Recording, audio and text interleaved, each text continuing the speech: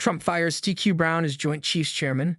Bill Maher's report in an unprecedented move, both Gen Charles CQ Brown Jr., the chairman of the Joint Chiefs of Staff, and Admiral Lisa Franchetti, the Navy's top admiral, were fired from their posts by President Donald Trump, marking the first time that two members of the Joint Chiefs of Staff had been dismissed from their senior military roles.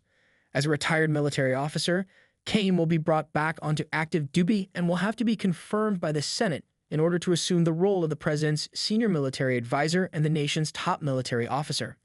Kane retired after serving 34 years in the Air Force, where he served as an F-16 pilot, the assistant commanding general at Joint Special Operations Command, and the Central Intelligence Agency's associate director for military affairs.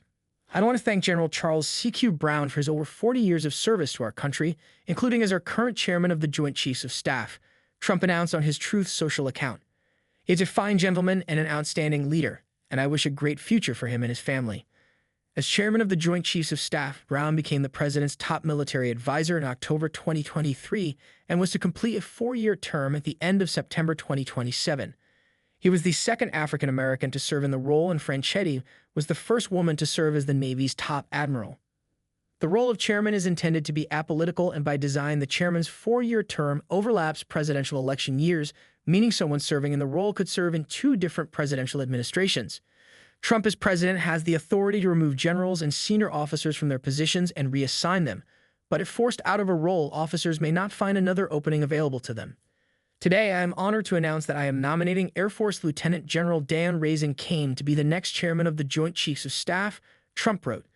General Kane is an accomplished pilot, national security expert, successful entrepreneur, and a warfighter with significant interagency and special operations experience.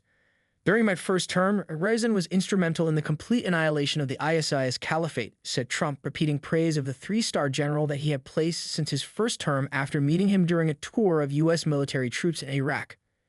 It was done in record-setting time, a matter of weeks, said Trump. Many so-called military geniuses said it would take years to defeat ISIS. General Kane, on the other hand, said it could be done quickly, and he delivered.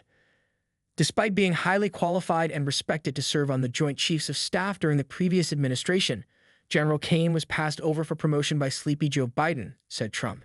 But not anymore. Alongside Secretary Pete Hegseth, General Kane and our military will restore peace through strength, put America first, and rebuild our military. Defense officials told ABC News that Defense Secretary Pete Hegseth called both Brown and Franchetti to advise them that they were being removed from their posts. At the time, both Brown and Franchetti were traveling outside of Washington, Brown having completed a tour of U.S. military troops on the southern border with Mexico, and on his way to California to link up with Franchetti, where both of them were to participate in a conference.